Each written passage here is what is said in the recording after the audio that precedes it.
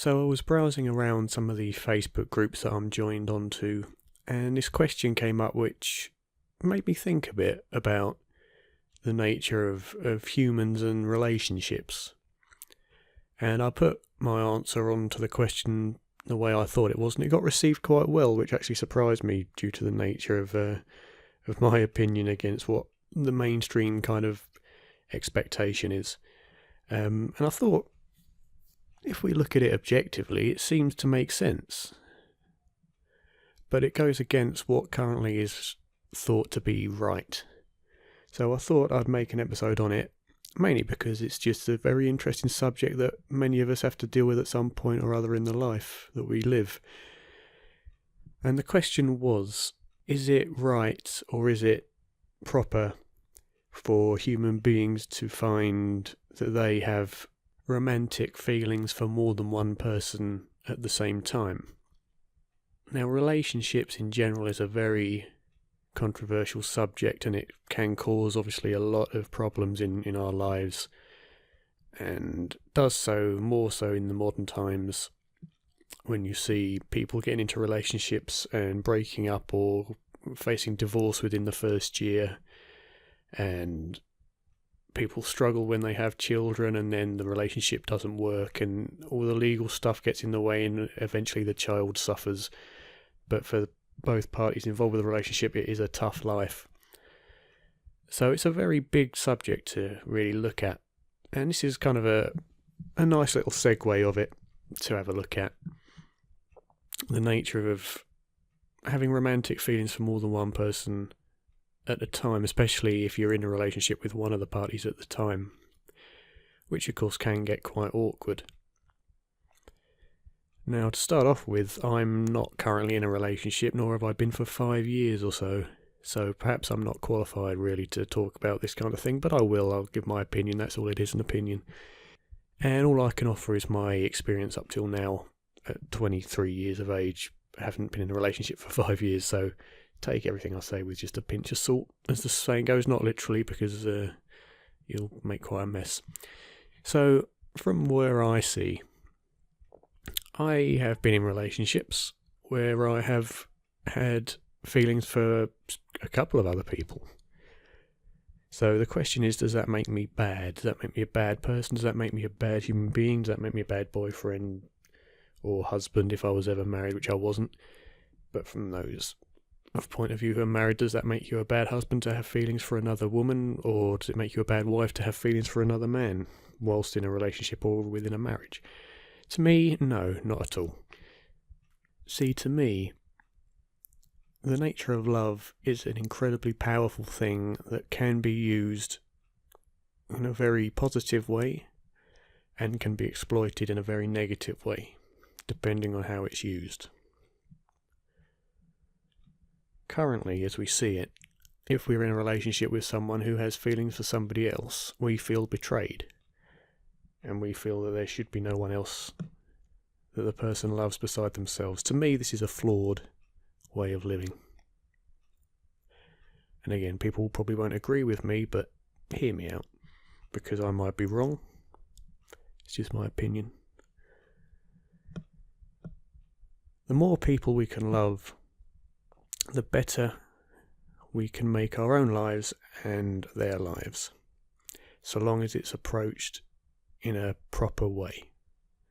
Regardless of how society says we should form relationships, if doing so is harmful, then should we maybe approach it from a slightly different way?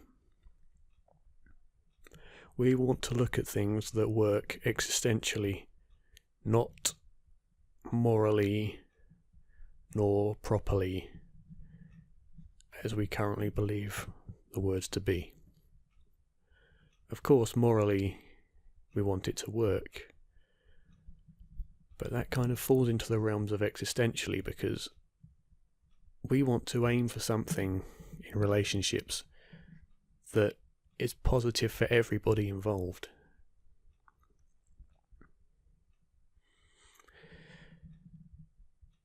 And currently, of course, we are in a situation where we feel being with somebody, we should isolate all of our feelings to that one person lest they feel betrayed, or unless they feel, I suppose betrayed is the best word. People like to feel unique, in the sense that this person loves only me because I'm special to them. And if they love anybody else, then I feel that they don't love me anymore. Or at least not to the extent that they did. Now, from my eyes, this seems a shame, because once we get into a relationship or a marriage, I'm against marriage. Just for myself, again, it's just the way I think. It's a very good thing in general. There's a lot of people that really find happy lives from it, but it's not for me. Because as soon as you get married, or as soon as you enter a relationship in the way the world is, your ability to express love to everybody is greatly restricted, because now you must only focus your love and attention on this one person, never showing affection or the romantic form of love to anybody else. You go up and you hug or you kiss somebody else, and that's seen as wrong if you're in a relationship. To me, that's such a shame. And human beings are the only creatures that really attest to this rule. You look around and you see animals going round and interacting with social groups or whatever they are. I don't know, I'm not a biologist, but they're not attached to one individual. They're able to share their attention and their affections with the entire group, or at least more than one, and as a result, they can coordinate in a very effective way, and they can cooperate with each other. There's no need for marriage, no need for divorce, no need for the added stress that comes with worrying where your partner is and what they're doing behind your back. So why is it then that we feel that we should restrict ourselves to one person? From what I can see, the only reason is because we've been told that that's the case. In reality, is that the way it is? If we're not happy with somebody, for instance, just because we've signed a bit of paper and have a ring on, does that mean that the rest of our lives should be spent in misery with that individual, just for the sake of that's what we've been told is right by God or whoever? If it's not working and it's causing pain, why are we required to suffer through that for the rest of our lives? Potentially the only life we have, at least as ourselves. What's wrong then with finding solace loving somebody else? Perhaps while we're together with that person, perhaps afterwards. Looking at what's morally correct or not, having feelings for somebody whilst in a relationship that's not working, why should that be seen as wrong if that person isn't happy? Perhaps one side is happy and the other isn't. So then what?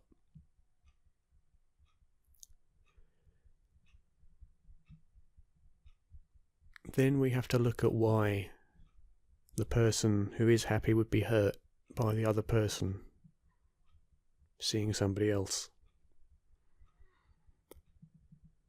Why would they then feel like the first person is being unfaithful to them?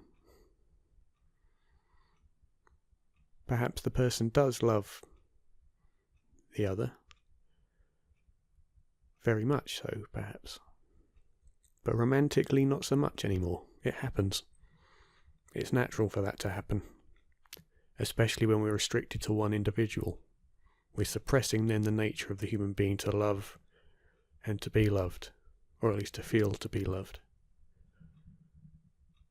And this isn't just society telling us how we should be. This is our nature. This is existence. If we suppress our need to love other people, because we can only love one person for the rest of our lives, then that suppressed emotion is going to bottle up, and it's going to have to find relief somewhere. Now, of course, we hear about a lot of cases where people have cheated on others, especially with the likes of talk shows and various things. Nowadays, it's brought to light a lot more. And of course, it's very, very frowned upon. Rightly so, the way that everything is.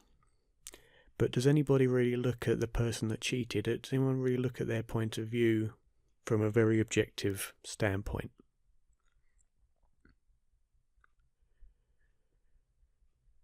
If they're cheating maliciously for the sole purpose of hurting the other, then yes, I'm very against that. If they're doing so because they feel that they're not receiving the same amount of love they're trying to give, and therefore are looking for it elsewhere, can we really condemn them for that?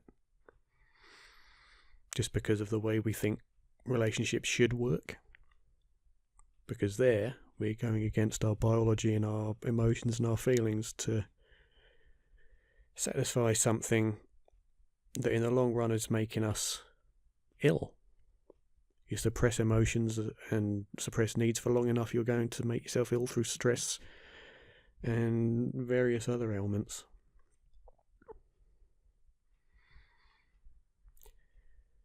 I don't like relationships the way they currently work.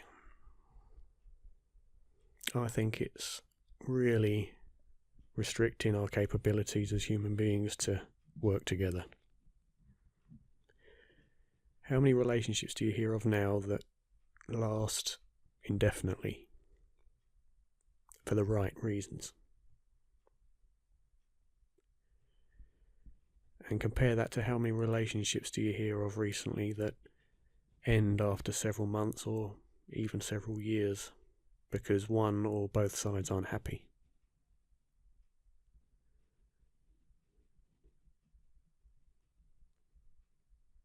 From those examples, look at the quality of life of those towards the end of the relationship, or even if they're forced to continue. I've heard sides from many people who are in a relationship who aren't happy, wish they could get out of it but can't. Either because their morals tell them not to, or because they're in financial problems, or they've got ties with children and various things like that, or simply because the other side won't let them. Now look at their quality of life, especially if you're on the side that believes that this life is the only life we'll ever experience.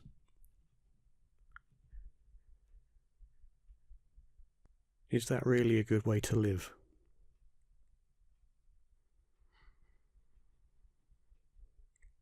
Could you blame them for finding love elsewhere? And if you could blame them, then just think why. Why is that wrong? Because it's dishonest to the other person?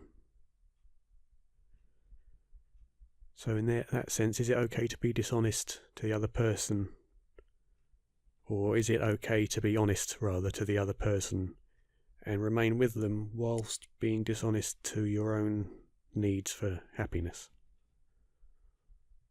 Yes, ideally, it should be a consensus. Both people are aware of the situation. But sometimes when your needs are that powerful, especially if the other side of the relationship is rather anti anything like that, you wouldn't say, because you'd be fearful. So on one side you've got the fear of letting the other person know what's going on and where the problems are. On the other side you've got this need to be loved or to share love that's damaging you and your quality of life. What do you do? Just look at it from a very objective point of view. What do you do in that position? you've got two choices, really. You either remain honest and suppress, or not remain honest, sorry, remain faithful and suppress all this need and emotion to the point where the relationship you're currently in deteriorates further and further and causes so much stress and so much pressure on your body that inevitably you'll cause yourself irreversible damage through heart attack or stroke or any other stress-related issues. You could even develop mental illnesses, depression, anxiety. Is it really worth that?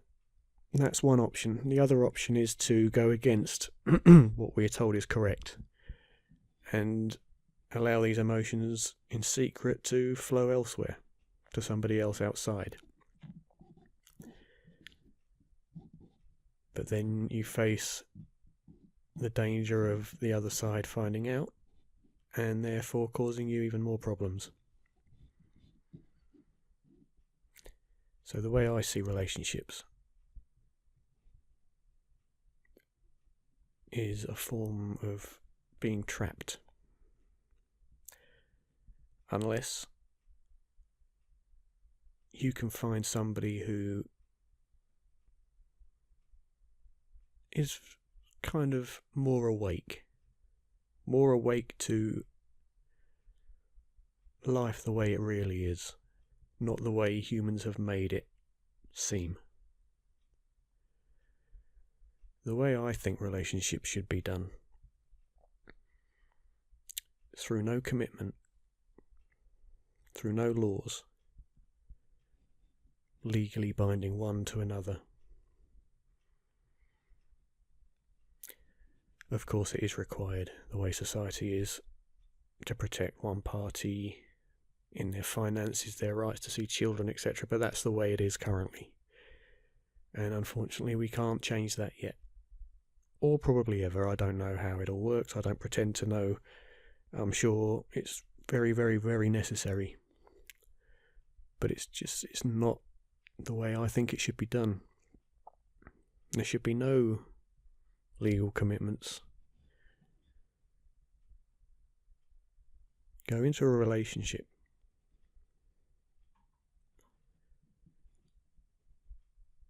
When it starts to wane and feelings start to be lost, it will happen 90% of the time, because that's the nature of how we are. I've seen it many times. People get fed up with each other. That's just the way we are. There's no change in that. There's no creating laws that will stop that. And when a relationship no longer works, and the feelings are no longer strong enough to sustain a happy relationship, move on. Of course, the problem arises when it comes to finances, who's required or who's entitled to what happens if you have had children, what kind of upset they'll suffer as a result, who's entitled to seeing them on what scale, and this is where all this legal stuff is required. But unfortunately, it's causing a lot more problems than it seems to be solving because of the way we currently think about relationships, at least from what I can see.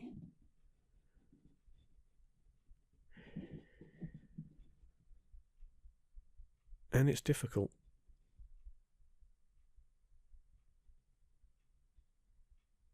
A lot of people are facing, as I say, anxiety and depression and even suicide as a result of failed or failing relationships that they're forced to maintain, or that they're pushed out of with the belief that therefore they're no longer loved, which of course is not the case, but that's the general belief of these who suffer it.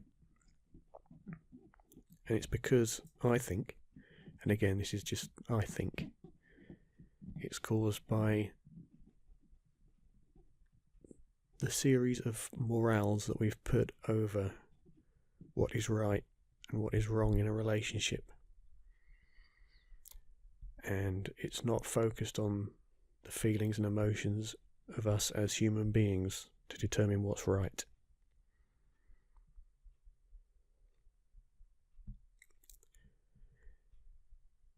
Imagine if we could share love between many people, romantically or otherwise, doesn't matter. If we weren't bound to one individual for life, unless, of course, you're happy to do that, and so's the other, and you remain happy. That's great. But it doesn't happen very often. Very, very rarely. At least truly. A lot of people will remain together for life, and they'll say they're happy. But we don't know that. Only they know that. And many people do fake it, out of necessity. Imagine if we could share relationships between many people. Giving love to many, receiving love from many. Children growing up in that environment of love to everybody. Taught not to suppress it to one person, but to share it amongst humanity. And not only humanity, but towards animal life, plant life. Not that I'm saying you should have physical relationships with animals, that goes completely against nature, I'm afraid. But emotionally, loving animals, loving plants, loving rocks, loving the air. Why should it only be restricted to one person? Imagine what good it could do if the community loved each other.